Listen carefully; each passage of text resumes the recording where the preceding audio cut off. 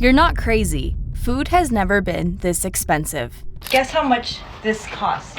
This is $60 worth of groceries from Walmart. Just stuff for dinner for tonight. This cost $76.99. I could have gone out to eat tonight and it would have been cheaper. And portions are getting smaller. This is not 750 grams. 434 grams. If there's one thing in this world that I know, it's what a goddamn Big Mac looks like. Are you kidding me? What is this? Wait, where's the cream? Where's the cream?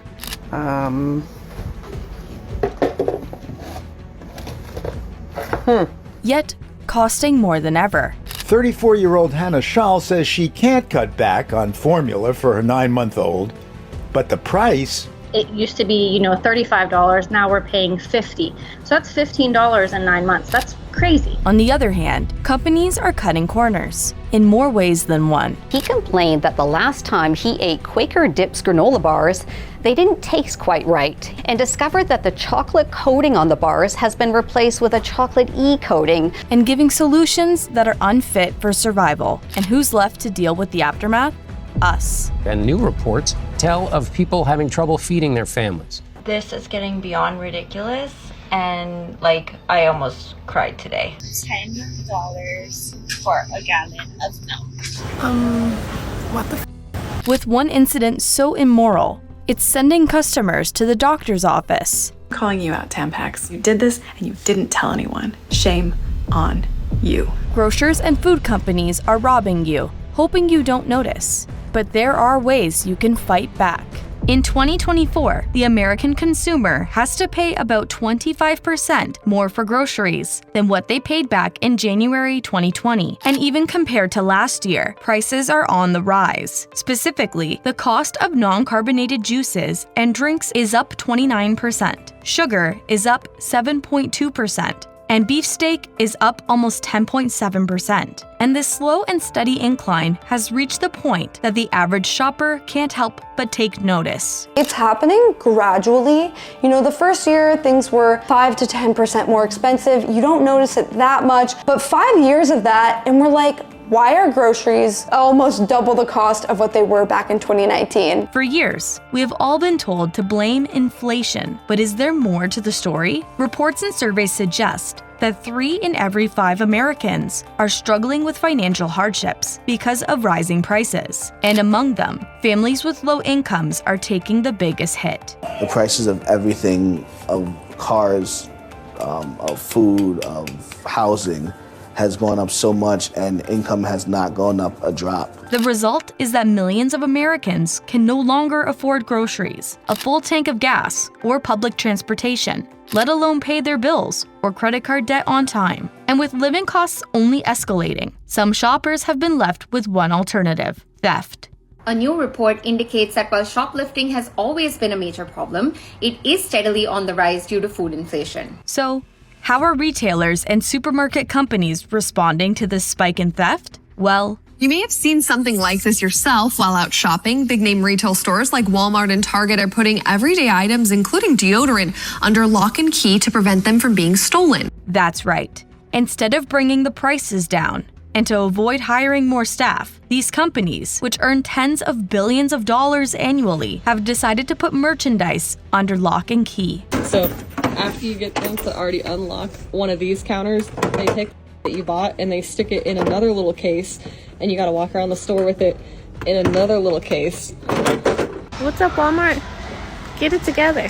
Why are you locking things up that you're actively recording? In countries like Canada, the situation is even worse. Troubled by the inflating grocery prices, some Canadians living near the border are choosing to drive to America just to be able to buy cheaper groceries. In fact, Brandy Dustin, a TikTok user living in British Columbia, went viral when she posted about how she saved almost $300 every month by driving to Montana for her grocery runs. And I know they say support local, but right now everybody is suffering hugely. We're all trying to make it, and it is so much cheaper for me to go next door than it is to shop in my own country. Which, luckily for her, was only a 15-minute drive away. The TikTok user's comment section was flooded with fellow Canadians, shocked at how much more affordable the food prices were in their neighboring country. How can anyone support local when the prices are insane? You just can't anymore. Gotta get whatever is cheapest now. Lots of Canadians are driving to the US to grocery shop. It's getting too expensive in Canada, and the portions of food have also gotten smaller. Canadians are driving to the US for food, and Americans are driving to Canada for affordable prescriptions. But recently, tensions over the country's out-of-control food prices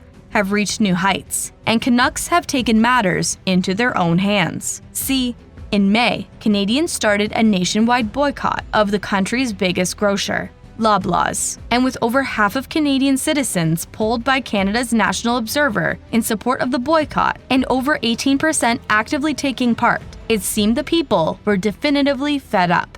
This cart cost me $130 for a meal and like some snacks basically, so I'm kind of over it. The online discourse also heightened as Loblaws is out of control. A Reddit community dedicated to the Loblaws boycott gained almost 90,000 members in just a few months. The subreddit is full of posts with people talking about the grocer overcharging items, reducing the quantity, and even lying on the packaging. Our community has taken the time to organize a movement which aims to boycott Loblaw stores until prices can be reduced, says a Reddit post by the community moderator. Since its founding, our community has seen hundreds of ridiculously priced goods, dumb deals, rotten produce, and more. Loblaw and other major grocers in Canada enjoy the benefits of a monopoly on an essential service and force us to pay utterly ridiculous prices. Canadians are facing a cost of living crisis, and grocers are a major contributor to this. Vulnerable populations, such as seniors, persons with disabilities, and those on fixed incomes are left further behind. Food banks across the country are seeing a drastic increase in demand. Another member of the subreddit posted, "Store-level employee here. I overheard from a manager today that last week's sales were down in my store by over $100,000. That's down about 15% from last year's numbers. The boycott is 100% working. Keep it up, folks." But had the boycott gone too far? Posters had begun circulating Canada and online dubbing May 12th, Steal from Loblaw's Day. And while some shoppers sympathize with the cause, it just seems like the reflection of a broader popular outrage towards what appear to be super high grocery prices, corporate greed, and while I personally would never steal, I can understand the sentiment. Many were dumbfounded. It doesn't really make sense. Like, I don't understand what's the motive behind it. And neither did those on the Loblaws is out of control subreddit, and that made them suspicious. See, while moderators were quick to condemn Steal from Loblaw's Day, there was something about the sudden onslaught of negative PR the boycott was receiving that seemed almost engineered. So one Reddit user put together a timeline.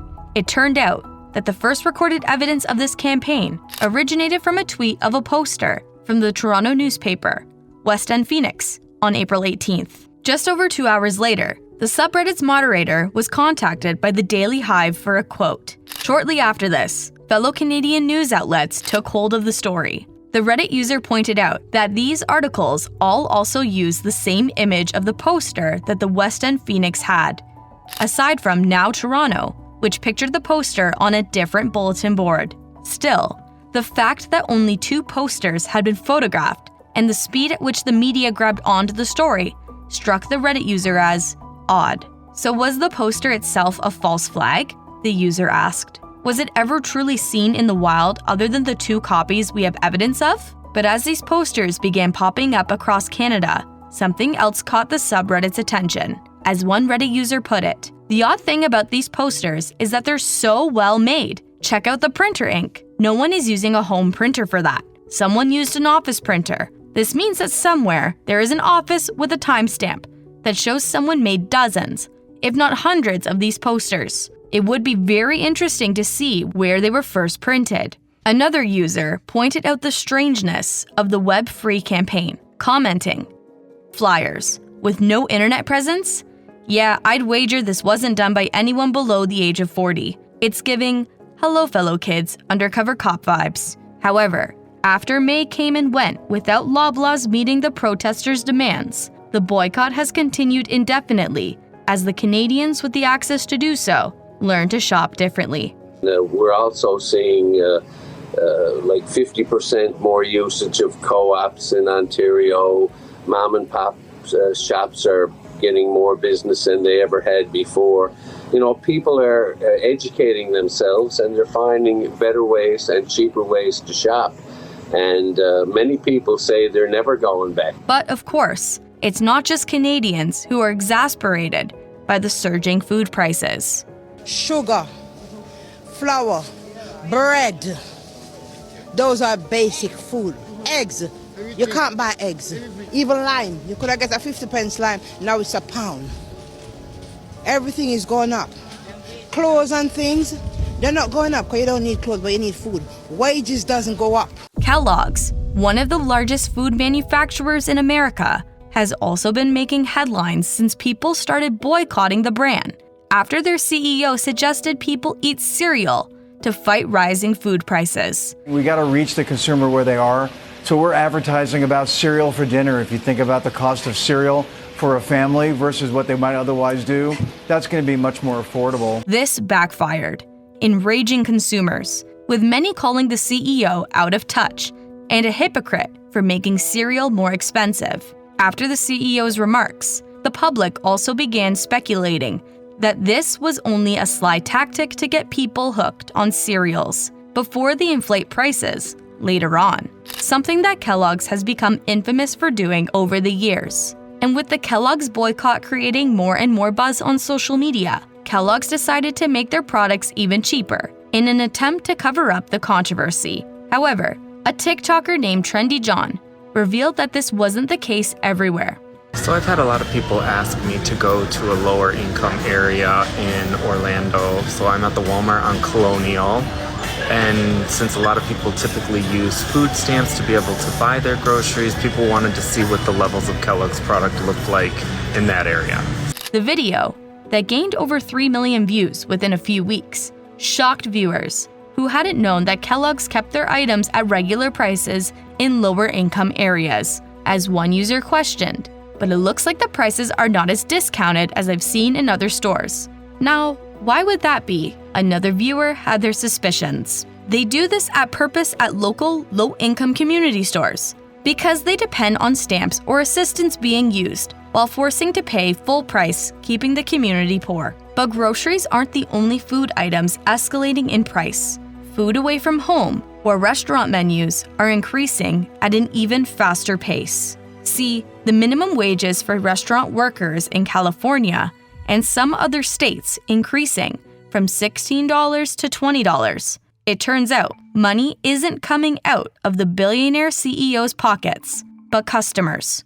Yep, fast food chains have used the demand for a living wage as an opportunity to increase prices. Take, for example, In-N-Out, which increased its burger prices by 25 cents following the new minimum wage. What's up, guys? So it's finally happened. The Flying Dutchman is $5. The Flying Dutchman is $5 now, you guys. Similarly, Burger King increased its Texas Whopper meal by 12% and Big Fish meal by a whopping 53%. Chick-fil-A also faced heavy criticism from its customers just a couple of months earlier for a 21% hike in its prices in a period of only 2 years. Jumping on the trend, Subway also increased the price of its iconic footlong sub. Tell me why. I just got a tuna salad and a turkey sub from Subway, and it cost me $30. And then there's one fast food chain that's taken on a new pricing model. In February, Wendy's CEO, Kirk Tanner, revealed that the chain will be introducing an Uber-like system for deciding the cost of menu items next year. This means that the price of food at Wendy's will change frequently, depending on demand. In a survey conducted by the Daily Mail, more than half of consumers had one word to describe the chain's venture into dynamic pricing: gouging. But no chain tops America's favorite restaurant when it comes to inflating prices.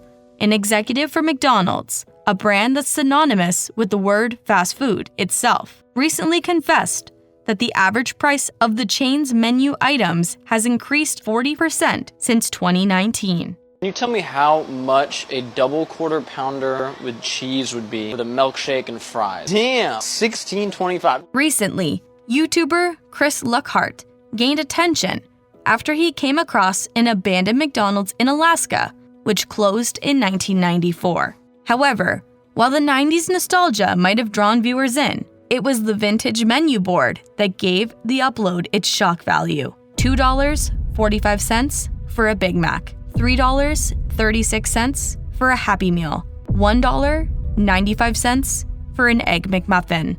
These were the affordable prices that the chain had been founded on. But you don't always have to look decades back to realize how much McDonald's has raised its prices in the US over the past few years. Sometimes, just a trip to another country is enough to make jaws drop. For example, the Korean Twitch streamer, Mayo, was live in China with a group of friends. The group was dumbfounded when they found a McDonald's advertisement with prices that were just at a fraction of those found here in the US. Dude, look at this. Oh my god.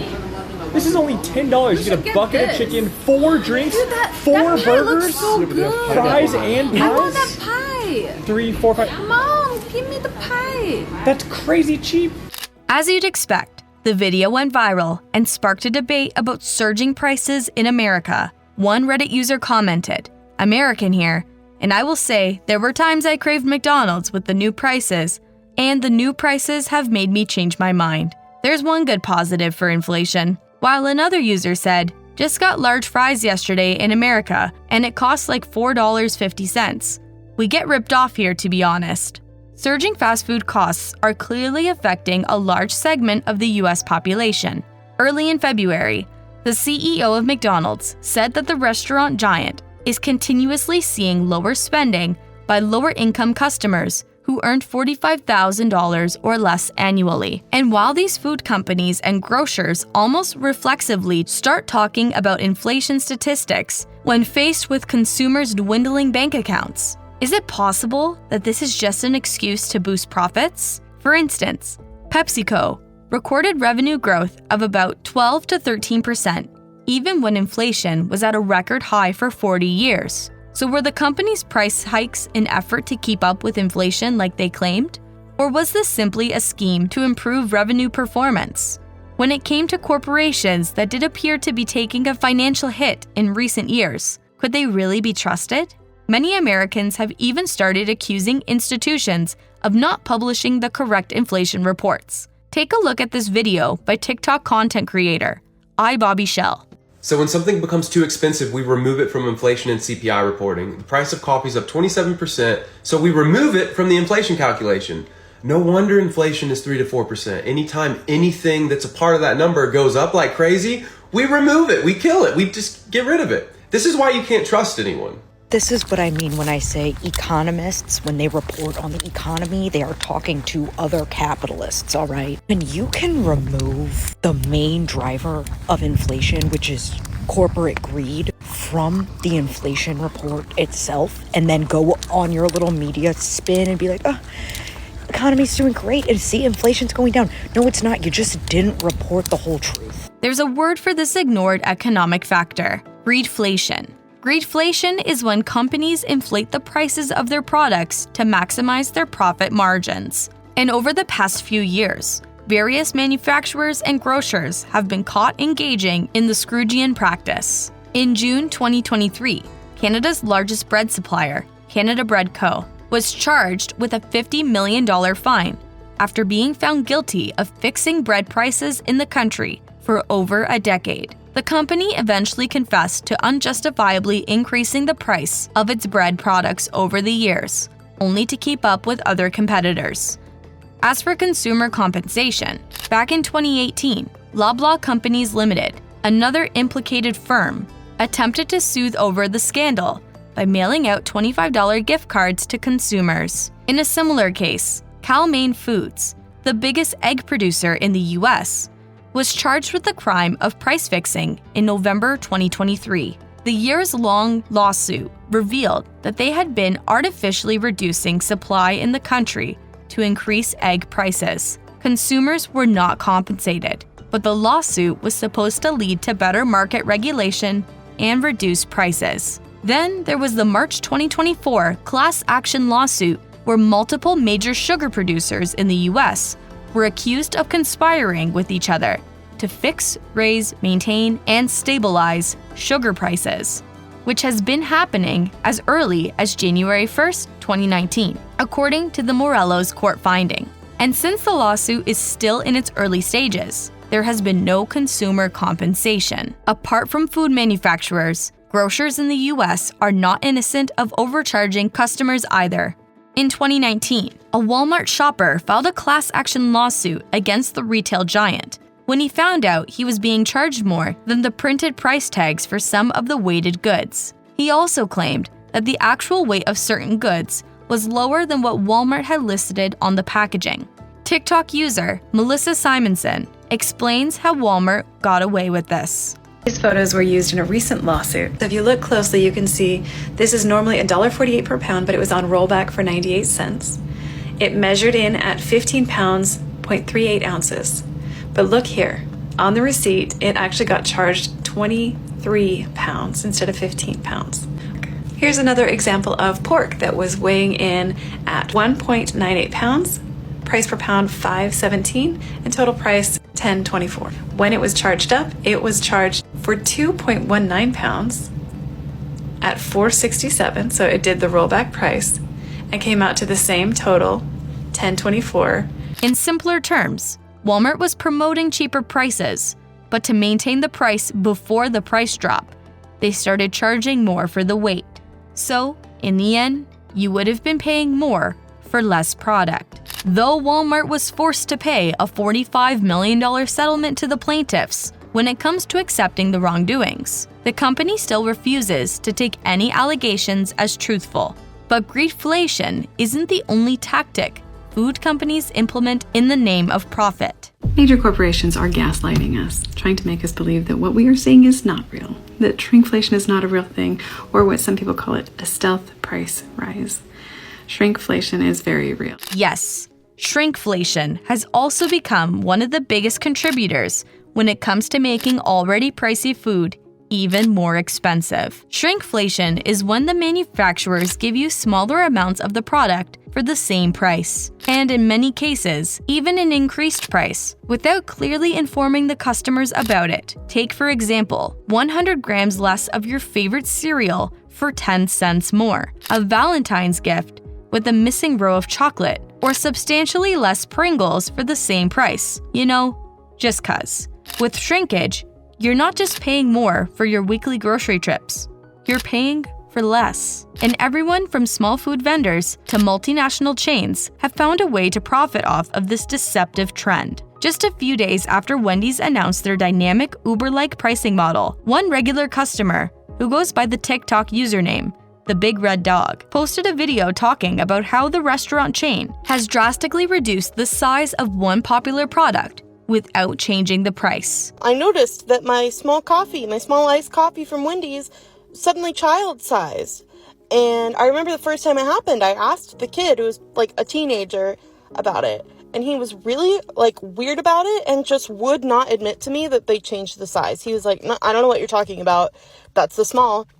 Well, today, just out of curiosity, I asked the girl, I was like, hey, did they change their sizes a while back on the cups, of coffee? She was like, oh yeah, we changed that a little while back, and now it's the old, kid size, that's the small. But shrinkflation doesn't stop only at food. It targets everything from your pantry to your bathroom shelf. Toilet rolls, toothpaste, toothbrushes, soap bars, shampoo, and cleaning supplies are all falling victim to this subtle profit-making deception by manufacturers, which a UK-based nonprofit working for consumer protection recently conducted research that revealed serious downsizing in some of the most used consumer products. For example, the research noticed that Sensodyne downsized its Total Care Extra Fresh toothpaste from 100 milliliters to 75 milliliters, which is a direct 25% reduction. Similarly, Crest has also been called out by several customers for reducing the quantity of toothpaste.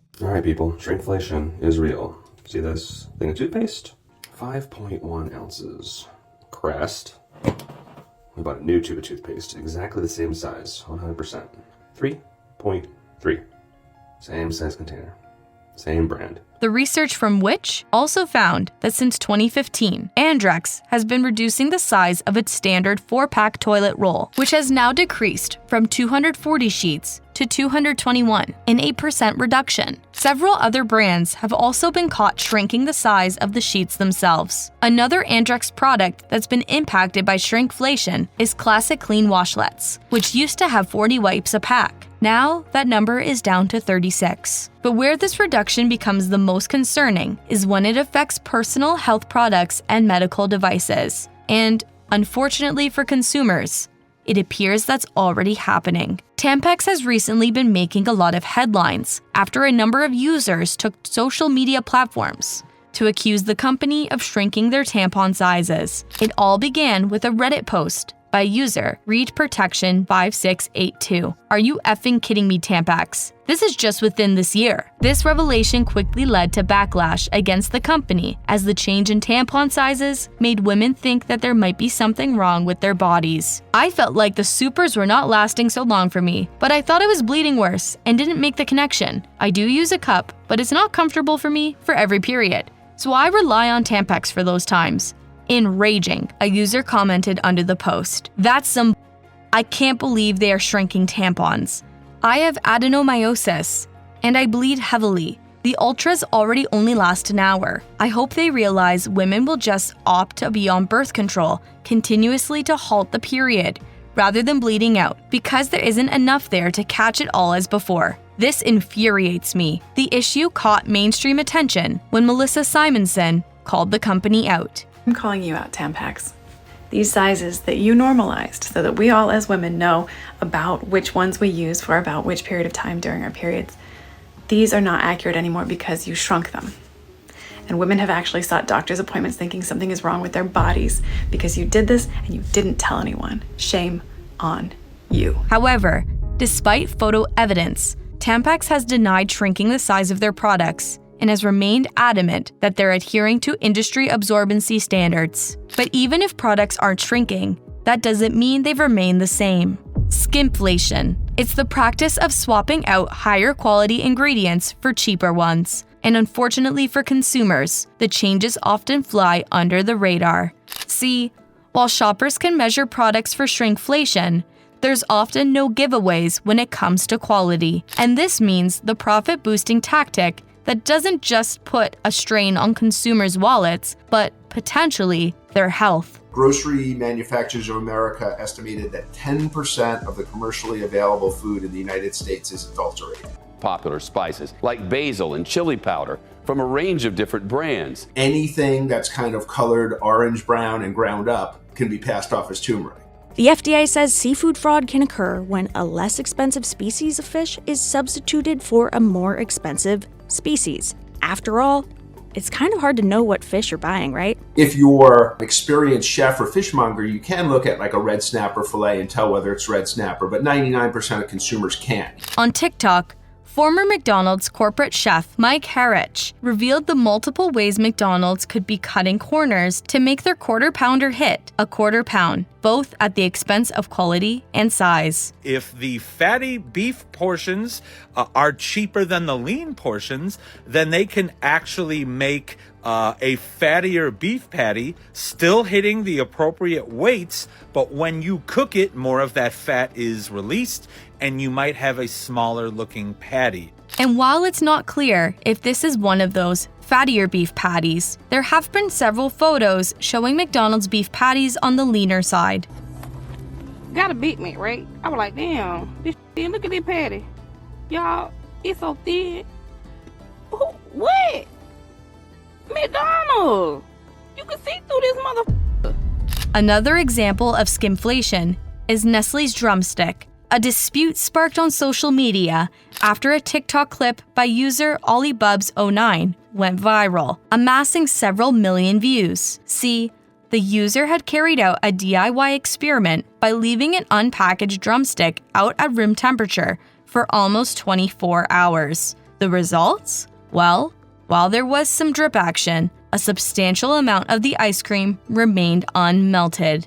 This concerned viewers who described the drumstick as scary and poison. However, according to creator and dietitian Abby Sharp, this wasn't indicative that the ice cream was toxic, but that it contained emulsifiers. You can find these additives in like less premium ice cream products because they help manufacturers use less of the really pricey ingredients like the cream and more air while keeping everything fluffy and together. But while the use of emulsifiers is usually not believed to be health hazardous, a Spanish study in mice found that several emulsifiers that are used in microwave meals, butter, and ice creams can actually lead to some unintentional health complications. The researchers observed pregnant mice and found unintentional weight loss and anxious behaviors in 10-week-old offspring. And this is just one of the many instances of skimpflation, increasing delivery times, restaurants and bars being understaffed, and hotels no longer providing basic amenities are all a part of this phenomenon.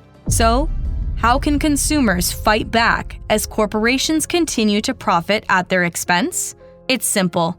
Call them out. The more attention that's drawn to these issues, the easier it is for shoppers to take action, whether that's by boycotting brands, spending money elsewhere, or demanding increased transparency. After all, when the public rallies together, they're capable of big change. For example, supermarkets in Germany, France, and South Korea have already started using signage to inform customers of any shrinkflation. And even President Biden recently called out companies for shrinkflation and expressed his intentions to crack down on this growing phenomenon. The more we talk about these problems, the more pressure we put on companies to be transparent and fair. So, while change might be slow, through the power of the people, rest assured, it's coming.